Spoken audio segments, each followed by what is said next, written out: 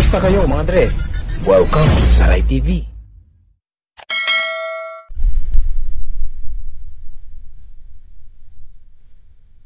Hello, kumusta kayo mga dre? Nandito po kami ngayon sa Valenzuela, sa Pulo, sa simbahan ng San Diego de Alcala. Ito po siya. Nandito po tayo mga dre para ipakita ko sa inyo ang location na ginamit ni FPJ sa pelikulang Alamat ng Pitong Kilabot at saka Totoy Bato. Napakatagal ng panahon, very historical yung simbahan na ito sapagkat ito ay itinayo ni Juan Taranco at tinapos ni Padre Jose Valencia noong panahong 1632. Imagine na, 1632 mga dre, napakatagal na. Very historical yung ano na to, yung simbahan na to. Kung mapapansin nyo mga dre, ang kampanaryo na ito at saka yung arko na ito, ang original na lang na infrastruktura na nakatayo sa ngayon dahil ang kwento tinamaan daw ito ng panahon ng giyera noong World War II. So malamang kung correct me if I'm wrong, pero possible na ni-restore na lang yung parting dito ng simbahan. Sa umpisa ng pelikulang Totoy Bato, yung pagpatingting ng kampana, misa po iyon, no? Mapasok yung mga tao.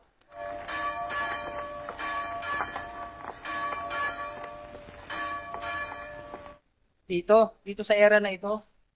Tapos ang gumanap na batang FPJ ay si Mr. Dennis Padilla. Kung napanood nyo na po yung Totoy Bato. Ano ba? Bakit hindi ka sumuntok?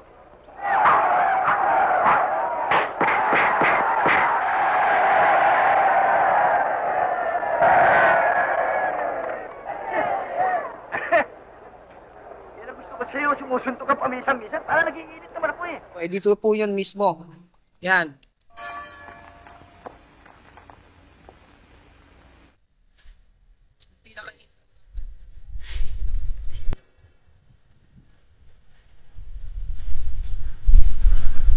Yung isang pelikulang ginamit yung location na ito ay ang Alamat ng Pitong Kilabot, which is ang pinagbibidahan yata nila PJ, Jess Lapid Sr., Van de Leon, Lito Ansures, kung di ako nagkakamali, si Andy po, yan, marami pang silang iba na hindi ko nakilala, yung mga, syempre napakatagal ng pelikulang ito, no? Pero dito po yun, yung kausap nila yung padre. Kasi sa kwento ng Alamat ng Pitong Kilabot, meron silang hinahanap na kayamanan dun, no? Parang pinagawayan nila dahil si FPJ gusto niyang isaoli yung yung kayamanan na nakuha, babalik niya sa parokya. Ito namang si Erap, parang ang gusto niyang mangyari, hahatiin na lang nila. So dito po yun, yung eksena na yun. Padre, ano ho ba talaga nangyayari dito sa bayan ng San Diego? Pakita mo kuya.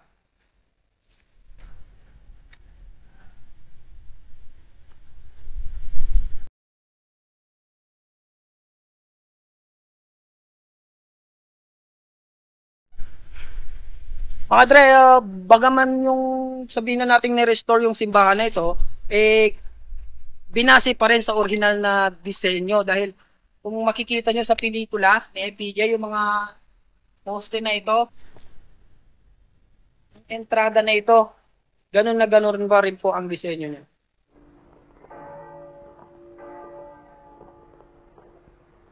Pagkakaiba lang si San Diego, Alcala po, dati siyang nasa itaas. Binaba siya ng konti. Siguro dahil para hindi mainitan. Grabe, 1632, imagine. Napakatagal na, no? Yung lumang arko. Yan, lumang arko. Tsaka po, yung kampanaryo, nandiyan pa rin. Hindi ka maaari sumama sa amin. Kasi wala akong mauwian. Tutulong ako sa inyo. Kahit anong gawain, gagawin ko. Sama niyo lang ako. Talaga palang matigas ito eh. Pag sinabi na sa'yong hindi pwede, hindi pwede. Nire-restore nila. Ito yata gagawin. Yan yung plano. Ito yung plano gagawin nila sa simbahan na to. Siyempre yung kumpanaryo, Binuhay nila. nandyan pa rin siya restore pa rin. Ganyan 1600, imagine. Panahon pa ng Kastila. Wala pa yung mga lolo't lola natin, no? So, ito na po yung magiging disenyo niya.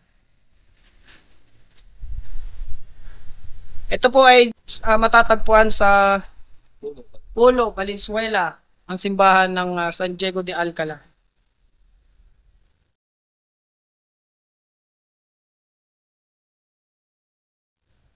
Mamaya po papakita namin sa inyo yung loob ng altar dahil sa kasalukuyan sarado pa po, no. Mamayang mga 1 oras pa kami maghihintay bago mag-open yung simbahan.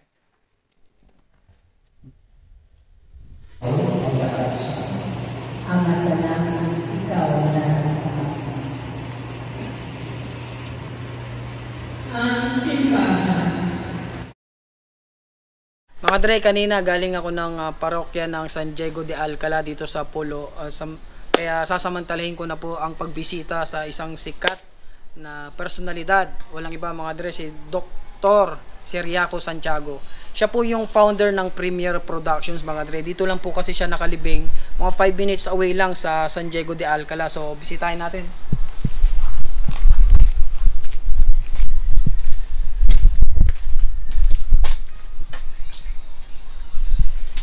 Yan, ito po yung himlayan ni Dr. Ciriaco Santiago mga Dre. Si Dr. Ciriaco Santiago po ang tatay ng film producer, writer, tsaka director po na si Sirio Santiago Jr.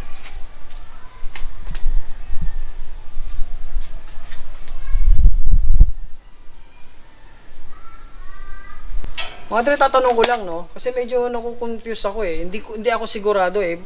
Sa mga nakakaalam po, maaari bang i-comment nyo sa baba kung sina Pablo Santiago ba tsaka Sirio Santiago magkaano-ano related ba sa isa't isa? Kasi kanina kanina pa namin pinag-uusapan ni Kuya Manny kung pinagdadebatihan namin kung magkamag-anak ba sila or hindi. So tulungan nyo kami, sagutin nyo yung mag-comment na lang kayo sa baba. Sa mga nakakaalam, no, kung related ba sa isa't isa sila Director Pablo Santiago saka Direct Sirio Santiago.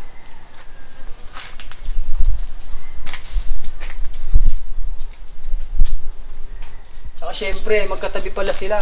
Dito ko lang nalaman, sinabi ni Kuya Manny na si Dr. Ciriaco Santiago katabi pala ng himlayan ni Dr. Pio Valenzuela. Kaibigan ni Rizal. Yes, ang tropa ni Gat Jose Rizal. Pio Valenzuela. Si Pio Valenzuela, Dr. Pio Valenzuela pinanganak noong Hulyo 11, 1869 at namatay noong April 6, 1956. So napakatagal na panahon na. Nauna pa yatang kailan ba namatay si Doktor?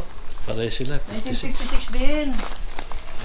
Pareho sa 1956. Ang galing,